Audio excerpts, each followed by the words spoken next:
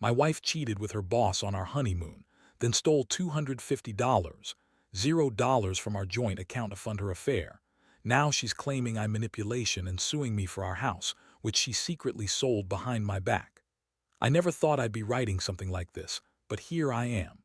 The most unexpected moment hit me like a ton of bricks. I found out my wife, Lisa, was cheating on me with her boss, Mark, during what was supposed to be our honeymoon. Yeah, our honeymoon. We had just gotten married, and I thought I was the luckiest guy alive until I started noticing little things. Texts on her phone when she thought I wasn't looking, late nights at her office, her becoming more distant and secretive. But I never imagined it would go this far, especially not during our supposed once-in-a-lifetime trip. It all started subtly. Lisa had always been a bit controlling, a little bitchy sometimes, but I thought it was just her personality. Still, after the wedding, she seemed more anxious, more on edge. She'd be quick to dismiss my concerns, say I was paranoid or insecure. I even caught her deleting messages on her phone once, which I brushed off at the time. But then things escalated. She started canceling plans, claiming work emergencies or client meetings that lasted way too long. I'd come home from work, and her side of the bed was cold. She'd dodge questions about her whereabouts or who she was talking to. The biggest red flag was a sudden increase in her spending. She'd been secretly withdrawing hundreds of dollars from our joint account, claiming it was for her business expenses, but I knew she didn't have a business. She's always been good at lying, and she's a master at covering her tracks. Still, I didn't want to jump to conclusions. I gave her the benefit of the doubt, hoping I was just overthinking things. Then came the night I decided to check her email. I'd always been cautious about invading her privacy, but I felt something was off. I logged into her account, and there it was, dozens of messages exchanged with Mark, her boss. The tone was intimate, flirtatious even. They talked about secret meetings, sneaking away from work, and plans to see each other outside of office hours. The worst part, she'd even sent him pictures, some of her in lingerie, saying she was thinking about him. It hit me hard. I'd always known Lisa could be bitchy and manipulative, but this was betrayal on a whole new level. I remember feeling sick, like my stomach was being twisted inside out. I couldn't believe I was seeing this with my own eyes. I felt a mix of anger and heartbreak, knowing she'd lied to my face for months. I confronted her the next morning, trying to keep my voice steady, but inside I was boiling. I told her I knew about her affair, about the messages, the secret meetings, the stolen money. Her reaction was priceless. She looked at me like I was crazy, then spun this elaborate web of lies. She said I was paranoid, that I was imagining things, that Mark was just a business acquaintance, and that I was accusing her for no reason. She even had the audacity to call me manipulative, saying I was trying to control her. The betrayal cut deep. It wasn't just the affair, it was the way she lied, the way she gaslighted me, making me question my own sanity. I felt helpless, humiliated, and furious at the same time. I wanted to punch her, scream at her for destroying everything we had. But more than anything, I knew I had to act fast.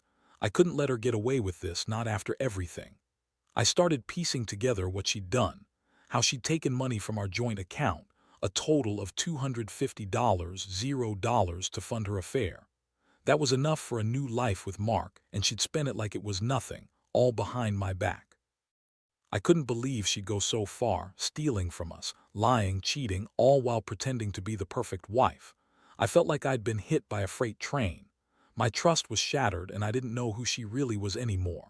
I knew I had to do something, but I also knew this was only the beginning. The aftermath of this discovery would change everything. I just didn't know yet how deep her deception ran or how much more pain was coming. After that confrontation, everything changed. The house felt colder, emptier, even though she was still there, sitting across from me with that smug, bitchy smile she always wears when she's trying to act innocent. Lisa kept insisting she was innocent, that I was overreacting, that Mark was just a work friend, and that I was crazy for accusing her of anything more. She spun stories about how she was under so much pressure at her job, how Mark was just a mentor figure, and how I was just insecure because I didn't trust her. She even had the nerve to call me manipulative, claiming I was trying to control her. That made me see red. But I wasn't buying any of it. I knew better. I had the evidence, the messages, the bank statements, everything. I told her I knew about the affair, about the money she'd stolen, and that I couldn't stay married to someone who lied and cheated like this. Her reaction: she looked at me with this cold glare and said, "You're just jealous. Mark's better than you could ever be. You're weak, and I don't need you to tell me what to do." That's when I realized she wasn't just cheating. She was trying to gaslight me, make me question my sanity. The emotional toll was overwhelming. I felt a mixture of rage, sadness, and utter betrayal. I had trusted her. For years, built everything with her: our marriage, our home, our lives. And now I found out she'd been secretly screwing her boss, stealing hundreds of thousands of dollars and lying through her teeth. It felt like my entire world was crashing down around me. I couldn't sleep, couldn't eat. Every time I closed my eyes, I saw her with Mark, laughing, touching, doing who knows what. I kept replaying the moments when she'd brush me off, dismiss my concerns, act like I was crazy for even questioning her. I knew I had to make a decision. I couldn't stay with her, not after this. But I also needed to protect myself financially. That's when I started digging into her accounts more thoroughly. I found out she'd secretly sold our house behind my back, without my knowledge, then transferred the money into her own accounts. She claimed she was just trying to get ahead, but I knew it was part of her plan to run away with Mark and start fresh somewhere else. The thought of her walking away with our life savings, our home, everything we'd built, made me feel sick. How could she be so cold, so manipulative? I also discovered she'd been funneling money through various shell companies, hiding the stolen $250, $0. I was furious. How could she do this to us, to me? I started planning my next moves carefully. I knew I had to get legal advice, figure out how to stop her from selling our assets, and expose her for the liar and thief she was. But inside, I was hurting. I kept asking myself, how did I miss all the signs? Was I blind, or just naive? I'd always thought Lisa was ambitious and smart, but now I saw her for what she really was: selfish, greedy, and willing to burn everything down for her own pleasure. The worst part was that she still had the nerve to blame me for everything. She claimed I was manipulative, that I'd been controlling her, that I'd driven her into the arms of Mark. She told the courts I'd been emotionally abusive, even though I'd never raised my voice or hit her. I just wanted honesty, respect, and loyalty. Instead, I got betrayal, lies, and theft. It's hard to describe the feeling of seeing someone you loved turn into a complete stranger, someone capable of destroying your life for a quick affair and a pile of stolen cash. I started to wonder if I'd ever trust anyone again. How could I?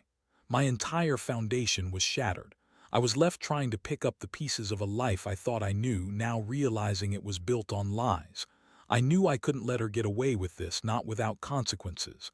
I had to fight for what was rightfully mine, for my future. But honestly, I felt drained, exhausted from the emotional.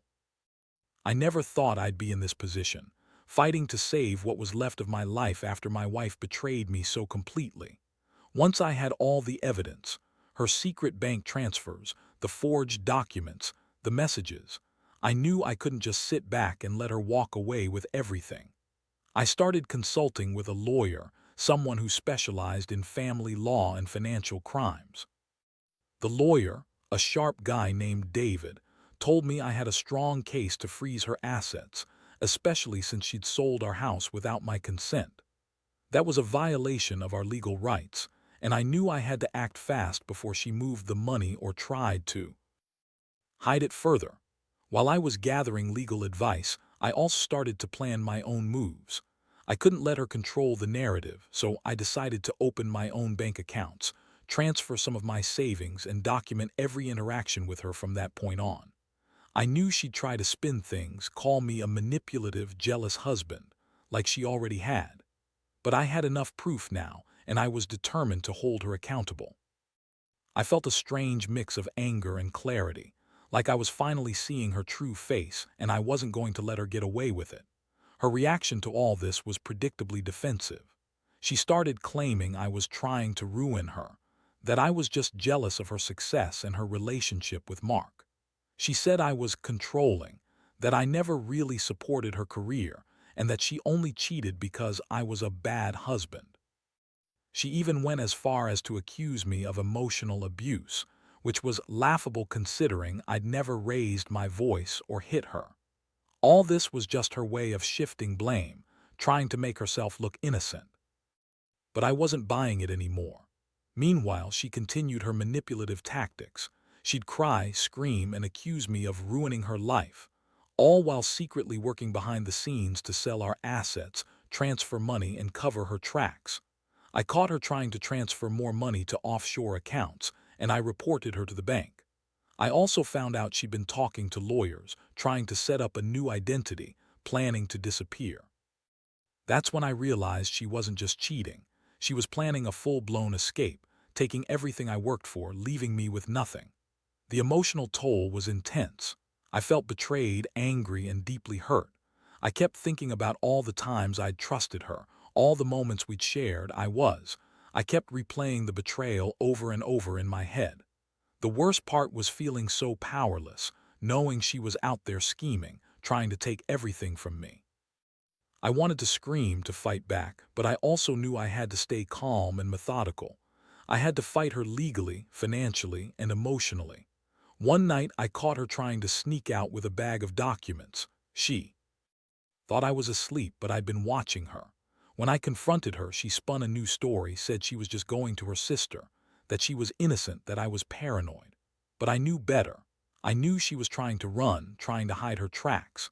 That was the moment I realized I had to get a restraining order to keep her away from our assets and prevent her from destroying what little stability I still had left. I also started reaching out to friends and family, trying to get support. Some of them were sympathetic, others thought I should just forgive and forget. But I knew this wasn't about forgiveness anymore. It was about justice, about stopping her from destroying everything we'd built. I felt like I was in a war, and I had to be strategic in every move I made.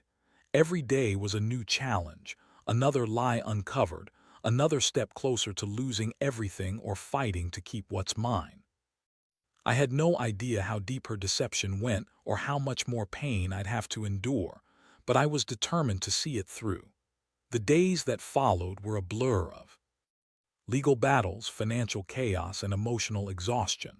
I managed to get the court to freeze her assets, including the house she'd secretly sold behind my back.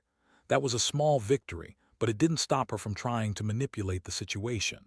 She kept insisting I was the one at fault, that I was jealous and paranoid, and that Mark was just a harmless friend.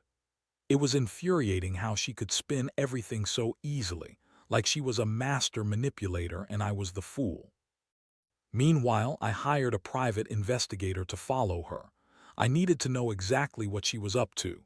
Turns out, she'd been meeting Mark in secret, even traveling out of town to see him. They'd been planning to run away together, using the money she'd stolen from us to start fresh somewhere else. She'd even opened a new bank account in her sister's name, trying to hide the cash she'd taken. I felt sick knowing she'd been lying to me every step of the way, not just about the affair but about stealing our entire life savings. It was like discovering she was capable of anything, completely ruthless. Her behavior grew more erratic. She'd lash out, accuse me of trying to control her, threaten to ruin my reputation, and even try to turn the courts against me. She told her lawyers I was abusive, that I'd been manipulative, things that weren't true at all. I knew she was desperate, but her desperation made her dangerous. She was trying to get me to back off, to give her a free pass, but I wasn't going to let her get away with it. I documented everything, her threats, her lies, her attempts to transfer money, everything. That evidence became crucial in court. The emotional toll was crushing. Every day I woke up feeling betrayed, angry, and exhausted. I'd loved her once, believed in us, but now I saw her for what she really was, a selfish, manipulative woman willing to destroy everything to be with her lover and take our money. I felt like I was losing my mind, questioning whether I ever truly knew her. The pain of betrayal was like a deep wound that refused to heal. I kept asking myself how I missed the signs, how I failed to see the real her behind the mask she wore. Despite all this, I started to find moments of clarity. I realized I had to stay strong, not just for myself but for what was left of my life. I decided to cut all contact with her, to focus on rebuilding my financial stability and emotional health. I hired a therapist to help deal with the stress, the heartbreak, and the anger. I knew I couldn't change her, but I could control how I responded. I made a plan to fight for my rights, to get justice, and to ensure she couldn't take anything more from me. One of the hardest moments was when I discovered she'd already sold the house she'd secretly transferred into her name. She used forged documents, lied to the bank, and had the audacity to claim I was abusing her when I found out. I filed a lawsuit to undo the sale, but the damage was done. She'd already moved the money offshore, and I knew I had to act fast to prevent her from disappearing completely. It was like watching her slip away, and I was powerless to stop her. That feeling of helplessness was worse than any anger I'd ever felt. I'd trusted her, loved her, and she'd betrayed me on every level imaginable. Looking back now, I see how much I was. I thought I knew her, thought we had a solid future, but she was always hiding her true self. The betrayal has left scars, emotional, financial, and personal, and I'm still trying to pick up the pieces. But I've learned a lot through this nightmare. Trust is fragile, and some people are capable of doing terrible things when they think they can get away with it. The biggest lesson: never ignore the red flags, no matter how much you love someone, because sometimes love isn't enough to save you from the chaos they bring. The legal battles dragged on for months. Every day felt like a new fight, a new obstacle thrown in my path. I was constantly in court or on the phone with lawyers, trying to stop her from liquidating whatever assets she could get her hands on. The moment I managed to get the house temporarily frozen, I thought I might finally have a win. But Lisa was relentless. She hired her own team of lawyers and spun stories about how I was abusing her, trying to ruin her reputation. She painted herself as the victim, claiming I was the one manipulating her all along. It was infuriating how she could lie so convincingly, how she could turn everything around to make me look like the villain. Meanwhile, I was digging into her financial records more deeply. I found out she had opened multiple offshore accounts, transferring the stolen $250, $0 into various shell companies. She'd spent months planning her escape, and I was just catching up. I discovered she'd even bought a small house in another state under a fake name, trying to prepare for her new life with Mark. The betrayal felt even deeper now. She'd been planning her exit long before I even suspected anything was wrong. What hurt the most was the sheer level of her deception. She lied about everything: her feelings, her loyalty, her intentions. She'd been secretly cheating on me during our honeymoon, then stealing from us to fund her affair. And all the while, she was spinning stories about how I was the manipulative one. I kept feeling this mix of rage and sadness, like I was watching the woman I loved become a stranger, someone capable of lying, cheating, and stealing everything I held dear. One of the most shocking moments came when I found out she'd been trying to sell off some of our joint assets behind my back. She'd forged signatures, manipulated legal documents, and even staged meetings to make it seem like I was on board. I caught her in the act just in time, stopping her from transferring more money or selling the house again. That's when I realized she was dangerous, desperate, but dangerous. Her actions were reckless, and she didn't care about the damage she was causing. It was like she was trying to wipe us out completely, erase all traces of our life together. I also learned that she'd been manipulating her own family to turn them against me. She told her sister I was abusive, that I'd been controlling and manipulative from the start. Her sister, under her influence, started to doubt me, which made everything even more complicated. I had to work hard to prove my innocence, to show that I was the victim here, not her. It felt like fighting a war on every front: legal, financial, and emotional, and I was losing sleep trying to keep everything afloat. Despite all this, I realized I couldn't let her destroy me completely. I had to stay strong for myself. I started focusing on rebuilding my life slowly but surely.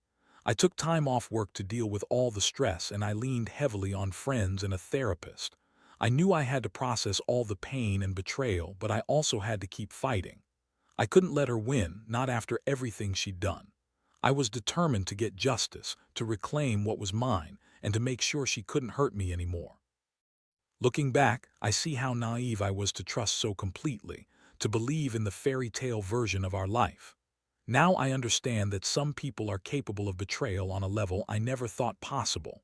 The pain of discovering her affair, her theft, her lies, it's like a wound that keeps bleeding. But I also know I'm stronger than I thought. I'm learning to pick up the pieces, to move forward, even if it's one small step at a time. Because at the end of the day, I have to rebuild my trust in myself, and that means facing the brutal truth.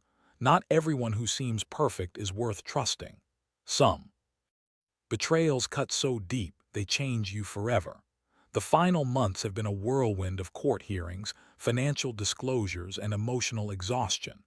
I finally managed to get the court to declare her actions illegal, selling our house without my consent, transferring stolen money offshore, forging documents. It was a small victory, but it felt like a huge weight lifted. Still, the damage was done. She disappeared with a significant chunk of our savings, and her new house in another state was now under her name, completely out of reach. Her lawyers kept trying to drag things out, claiming I was harassing her, but I had the evidence to back everything up. The truth was out, and I was finally starting to see some light at the end of the tunnel. Throughout this ordeal, I learned some brutal truths about trust, betrayal, and human nature. I used to believe that love and loyalty meant everything, that if someone loved you, they wouldn't do this. But Lisa proved me wrong. Some people are just selfish, manipulative, and willing to destroy everything for their own gain. The pain of her betrayal will stay with me for a long time, but I've come to accept that I can't change her. I can only control how I respond, how I rebuild, and how I move forward.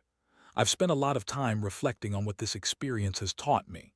First, never ignore the red flags no matter how much you love someone. Second, always protect yourself legally and financially. Don't assume someone is as honest as they seem. And finally, trust is fragile. Once broken, it's almost impossible to fully repair. But even after everything, I still believe in the possibility of a better future. Not with her, obviously, but for myself. Now I'm slowly rebuilding my life. I've moved into a new place, started a new job, and begun trusting again, carefully this time. I've also cut all contact with Lisa. I don't want to hear her lies or see her manipulations anymore. The pain is still there, but it's less raw now. I've learned that I'm stronger than I thought, that I can survive even the worst betrayals. And I want others to know, if you're going through something similar, don't lose hope. Get your evidence, fight for what's rightfully yours, and don't let anyone destroy your sense of worth. Most importantly, I've realized that my happiness and peace of mind are worth more than any material possession or relationship built on lies. I still feel the sting of betrayal, but I also feel relief. Relief that I took control, that I stood up for myself, and that I refused to be a victim forever. Life will throw curveballs, sure, but I know now that resilience is the key. I might have lost my wife, my house, and a lot of money, but I haven't lost my sense of self. And that's what matters most.